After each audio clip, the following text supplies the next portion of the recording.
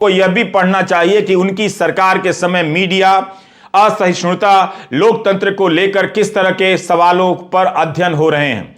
दुनिया के अखबारों में अदानी प्रकरण को लेकर भारत की चर्चा किस तरह से हो रही है। जिस तरह से दुनिया भर में अदानी को लेकर खबरें छप रही हैं, उन खबरों को बताने के लिए अलग से एक चैनल लॉन्च करना पड़ेगा, अदानी समाचार के नाम से। अदानी समाचार में पहली खबर है जापान से।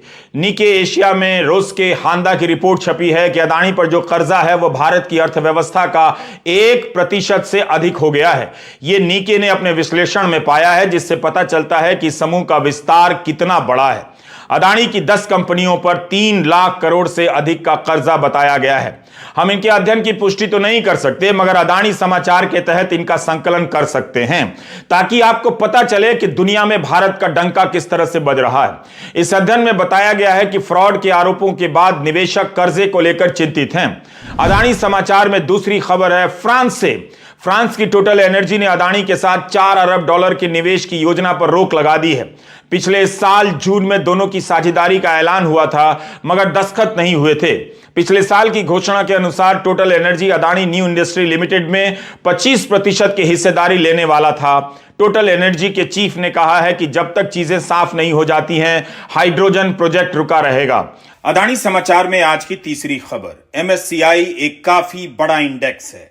इनके इंडेक्स पर कैपिटल के मुताबिक किसी कंपनी का हिस्सा होता है, यानी जिस कंपनी का कैपिटल अधिक होता है उसका भार ज्यादा होता है। पिछले 10-12 दिनों में अदानी के स्टॉक्स में जो उतार चढ़ाव आए, उसके चलते अपने फरवरी समीक्षा में MSCI ने यह फैसला लिया है कि अदानी ग्रुप के फ्री फ्लोट और मार्केट कैपिटलाइजेशन में 1 मार्च से कटौती कर देगा। CNBC ने लिखा है कि MSCI के मुताबिक कुछ निवेशकों को हमारे नियमों के अनुसार फ्री फ्लोट की श्रेणी में नहीं रखा जाना चाहिए। अदानी के 8 स्टॉक जो MSCI स्टैंडर्ड इंडेक्स में शामिल थे, उनमें से 4 का वेटेज यानी वजन घटा दिया गया है। इसमें Adani enterprises, total gas transmission और ACC शामिल हैं। इससे इन स्टॉक से काफी आउटफ्लो होने की आशंका है, यानी शेयर कैपिटल के और गिरने की आशंका जताई जा रही है। इसके अलावा नुवोमा वेल्थ मैनेजमेंट ने अपने एक नोट में लिखा है कि MSCI ग्लोबल स्टैंडर्ड इंडेक्स ने भी अदानी एंटरप्राइजेस की वेटेज को 0.5% से कम कर दिया है और आशंका जताई है कि इससे अन्य 3 स्टॉक्स में भी गिरावट देखी जा सकती है। इससे $500 मिलियन का घाटा होने का अनुमान है, यानी 4000 करोड़ रुपए से ज्यादा का नुकसान। इन घोषणाओं के बाद अदानी समूह के शेयरों में गिरावट देखी गई। अदानी समाचार में चौथी खबर है लंदन से। फाइनेंशियल टाइम्स ने लिखा है कि पिछले दिनों खबर आई कि अदानी समूह ने लोन चुकाए हैं, मगर उससे पहले मार्जिन कॉल का कॉल आया था, क्योंकि ब्रोकरों ने मांग की कि जिन शेयरों को गिरवी रखकर लोन लिया गया है उनके दाम तो गिर गए, तो बाकी का मार्जिन दे दीजिए। अगर हमसे कोई त्रुटि हुई इन सूचनाओं को बताने में, तो मार्जिन कॉल का मामला यही है। फाइनेंशियल टाइम्स ने सूत्रों के हवाले से यह खबर लिखी है। यह लिखा है कि अदानी को लोन देने वाले Berkeley bank, city bank, Deutsche bank ने कहा कि शेयर डूबने के बाद जो मार्जिन बनते हैं उसे भर दीजिए, टॉप अप कर दीजिए। उसके बाद अदानी ग्रुप ने पूरा लोन चुकाया। यह भी लिखा है कि इसे चुकाने के लिए कौन सा फंड इस्तेमाल किया गया, इसका पर्दाफाश नहीं किया गया है। इस पर तृणमूल कांग्रेस की सांसद महुआ मोइत्रा ने ट्वीट किया कि 24 घंटे के भीतर झूठ का भांडा फूट गया। अदानी समाचार में 5वीं खबर नॉर्वे से है।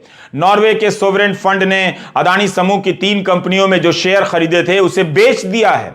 मीडिया रिपोर्ट के अनुसार $200 मिलियन के शेयर बेच दिए। इसने तो हिंडनबर्ग की रिपोर्ट आने के पहले से ही बेचना शुरू कर दिया और पैसा निकाल लिया। नॉर्वे सॉवरेन फंड को दुनिया का सबसे बड़ा स्टॉक इन्वेस्टर कहा जाता है। इस फंड का कहना है कि अदानी समूह में अब हमारा कोई पैसा नहीं है। इस फंड का पैसा दुनिया की 9200 कंपनियों में लगा है। सोचिए, 9200 कंपनियों में अब अदानी समूह की कंपनी बाहर हो गई है, एक भी नहीं है। सूत्रों के हवाले से अदानी समाचार में छठी खबर न्यूयॉर्क से है।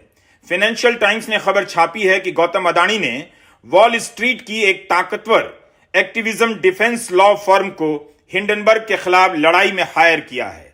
सूत्रों ने फाइनेंशियल टाइम्स को बताया है कि पिछले कुछ दिनों में न्यूयॉर्क के कई बड़े वकीलों से अदानी समूह ने इस मामले को लेकर विमर्श किया है और अब वैक्टेल लॉ फर्म को हायर किया है, जो अमेरिका की सबसे महंगी लॉ फर्म्स में से एक है। नॉर्वे सोवरेन फंड तो पहले से ही अपना पैसा निकालने लगा और पिछले साल के आखिर तक काफी निकाल लिया। तो जाहिर है कुछ लोग समझ रहे होंगे कि मामला क्या है। दुनिया का सबसे बड़ा फंड 9,200 कंपनियों में निवेश करता है और भारत की सबसे बड़ी कंपनी से निवेश निकाल लेता है। क्या इस खबर से दुनिया में भारत का डंका बज रहा है? दुनिया भर में अदानी को लेकर जितनी खबरें छपी हैं, अगर उनका आप संकलन कर लेंगे तो पता चलेगा कि भारत की कितनी बदनामी हो रही है। इन खबरों को बताने के लिए अलग से अदानी समाचार शुरू कर दीजिए। अदानी ग्लोबल चैनल बनाना चाहते थे, फाइनेंशियल टाइम्स की तरह। उसी फाइनेंशियल टाइम्स में उनके समूह को लेकर जिस तरह की खबरें छप रही हैं, क्या भारत के चैनल पर उसका कवरेज देख पा रहे हैं? आज अदानी समूह को लेकर ग्लोबल अखबारों से इतनी खबरें आ रही हैं कि भारत के लोकल चैनलों की बस की बात नहीं है कि उसे कवर कर सकें, और यह बात भी ग्लोबल अखबारों में छप रही है। प्रधानमंत्री से जवाब मांगा गया तो गिनाने लगे कि कितने करोड़ को मुफ्त राशन दे दिया, कितने करोड़ घरों में पानी दे दिया।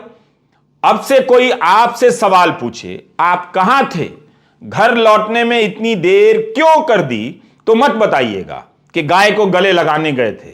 सवाल का जवाब देने की जरूरत ही नहीं है। जैसे ही सवाल आए कि आप कहां थे, पिताजी पूछे कि आप कहां थे, आप जवाब में सड़कों के नाम गिनाने लग जाइए। मैं बताता हूं कैसे। कभी लिंकिंग रोड, कभी वार्डन रोड, कभी केडल रोड, कभी पैडल रोड गाने लग जाइए। नमस्कार, मैं रविश कुमार।